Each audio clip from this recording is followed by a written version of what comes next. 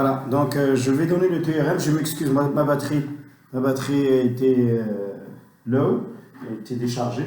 Donc le théorème suivant, c'est un théorème très très important, chers étudiants. Pourquoi? Parce que c'est lui qui va nous confirmer, ou bien c'est lui qui va nous confirmer qu'il y a une relation entre les racines de polynômes caractéristiques et bien sûr les valeurs propres. Ça veut dire une valeur propre, c'est vraiment la racine carrée de polynômes caractéristiques. D'accord? Alors, voilà. Si alors lambda est valeur propre d'une matrice, lambda est valeur propre, lambda est valeur propre, valeur propre d'une matrice, et valeur propre de A, si seulement si, bien sûr, le polynôme caractéristique de A s'annule au point lambda. D'accord. Alors, ça veut dire quoi? Ça veut dire pour trouver lambda, pour trouver la valeur propre, il suffit d'annuler le polynôme caractéristique, de trouver la racine. Ça veut dire qu'il suffit que lambda vérifie cette équation, ça veut dire P de A lambda égale à 0. Si vous voulez trouver lambda, donc à partir de maintenant, pour trouver les valeurs propres d'une matrice, il suffit de calculer le polynôme caractéristique et chercher les racines. L'ensemble des racines de polynôme caractéristique sans vraiment les valeurs propres de votre matrice. Alors c'est un théorème très très important. On va essayer de le démontrer. Pourquoi?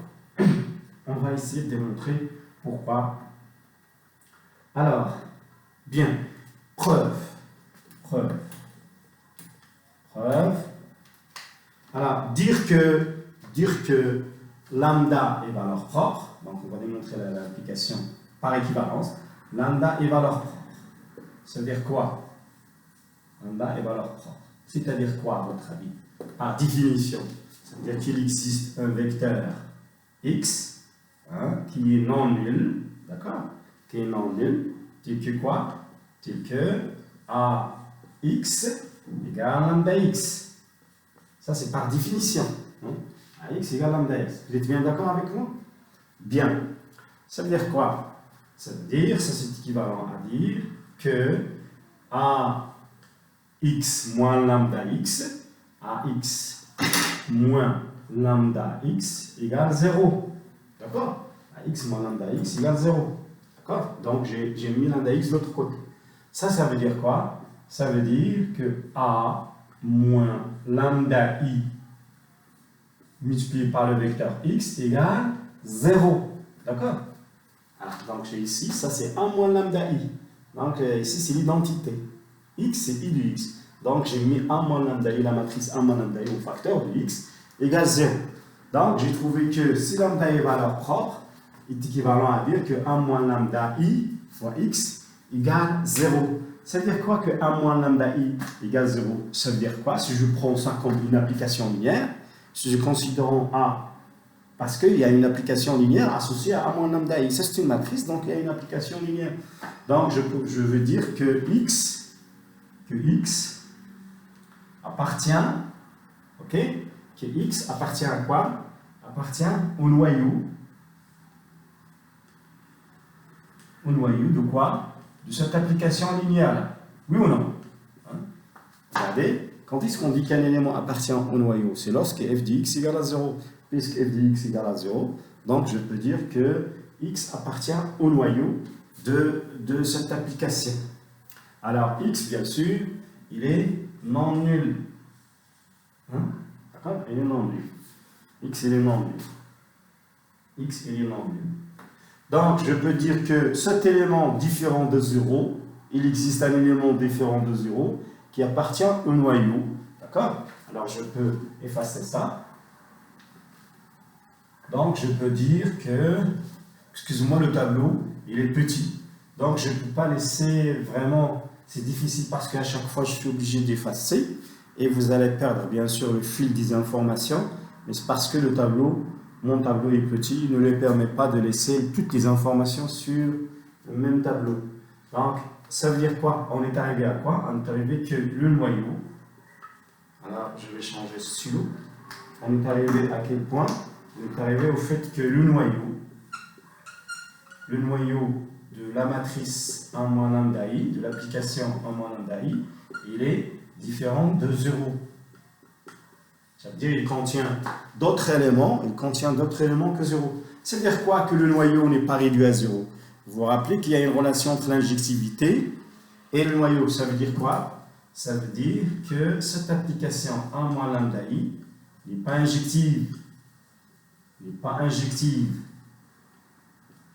Donc, ça veut dire quoi? N'est pas injective. Alors, j'ai dit que lambda est valeur propre. On a démontré, jusqu'à trouver que 1 moins lambda i ne peut pas être injectif. Ça veut dire quoi que 1 moins lambda i n'est pas injectif, d'après le théorème que j'avais énoncé tout à l'heure? Ça, c'est équivalent à dire quoi? Qu'est-ce que ça veut dire quoi ça? Ça veut dire quoi? Que la matrice 1 moins lambda i ne peut pas être inversible. Ça veut dire que 1 moins lambda i n'est pas inversible, parce que j'avais dit qu'il y a une relation entre l'inversibilité ou bien directement. Donc, d'après le théorème que j'avais énoncé tout à l'heure, déterminant de 1 moins lambda i, qu'est-ce que ça veut dire? Une matrice n'est pas inversible, ça veut dire qu'il a son déterminant égal 0. Voilà. Donc, dire qu'une matrice n'est pas injective, ça veut dire que cette matrice n'est pas... l'application associée à une matrice n'est pas injective, dire qu'une application, parce que ça c'est une application linéaire. Lorsqu'on dit une matrice, automatiquement c'est une application linéaire. Dire que cette application linéaire n'est pas injective, ça veut dire que le déterminant de cette matrice, il est égal à 0. Parce qu'il y a une relation entre inversible et... Donc, il n'est pas inversible, le déterminant est égal à 0. Donc, ça veut dire quoi? On est parti de quoi? On est parti de lambda, valeur propre, équivalent à dire que le déterminant est de 1 moins lambda i égale à 0. Donc, maintenant, on vient de démontrer un théorème très important qui caractérise le fait que lambda est valeur propre et que le déterminant de polynôme, ça veut dire que le polynôme caractéristique, ça veut dire que le polynôme caractéristique de A au point lambda est nul. Voilà. Donc, ce que vous devez retenir de tout ça, vous, les étudiants, c'est que si vous voulez calculer les valeurs propres ou bien déterminer les valeurs propres de... Alors, si vous voulez déterminer les valeurs propres d'une matrice, il suffit, bien sûr, de résoudre le polynôme caractéristique PA de lambda et trouver les racines. Une fois que vous avez trouvé les racines, ça c'est les valeurs propres de votre matrice. C'est bon? Donc là, c'est bien, jusqu'à maintenant, c'est bien. Alors maintenant, on va passer à une autre chose, c'est que j'ai dit que chaque valeur propre, il a ses vecteurs propres associés. D'accord? Il a ses vecteurs propres associés. Alors, on va essayer de déterminer ces vecteurs propres-là. Pour chaque valeur propre lambda, parce qu'une matrice peut avoir lambda 1, lambda 2, lambda 3, lambda 4, etc. Alors, pour chaque valeur propre, d'accord? Pour chaque valeur propre, on a une infinité ou bien infinité de vecteurs propres. On va déterminer ces vecteurs propres. Alors, l'ensemble qui contient les vecteurs propres associés à chaque valeur propre est appelé espace propre associé à la valeur propre. Alors maintenant, on va parler de l'espace propre. L'espace propre. E lambda, parce que chaque lambda, il a un espace propre. C'est un espace vectoriel associé à, bien sûr, à lambda, à la valeur propre lambda. On va essayer de définition. C'est quoi la définition de l'espace propre? Alors, définition de l'espace propre. Alors, l'espace propre, il contient tous les vecteurs propres, bien sûr, union le single de temps 0, parce qu'il doit être un espace vectoriel. D'accord?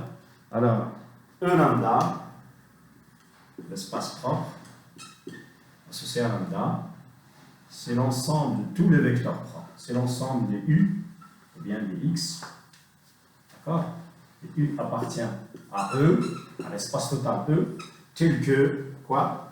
c'est que, bien sûr, AU égale à lambda U. D'accord? C'est que AU égale à lambda U. Alors, bien sûr, il contient tous les vecteurs propres union 0. Pourquoi? Parce que il contient tous les vecteurs propres associés à lambda union 0. Parce qu'un vecteur propre, il ne peut pas être nul. Hein. Je vais l'ajouter. Il contient, E lambda, c'est quoi? Contient tous les vecteurs propres. Les vecteurs propres. Là, on veut dire ici les U lambda, ça veut dire les vecteurs propres. Vecteurs propres. Union le singleton 0. Parce que le singleton 0 ici, il vérifie A fois 0 égale lambda fois 0. 0 égale à 0. Donc, pourquoi je sépare les vecteurs propres de 0? Parce qu'un vecteur propre ne peut pas être nul. Attention, un vecteur propre ne peut pas être nul. D'accord? Donc, voilà, puisque donc, cet espace, je l'appelle l'espace propre. Hein? L'espace propre. Alors, rappelez l'espace propre. Espace propre. Espace propre.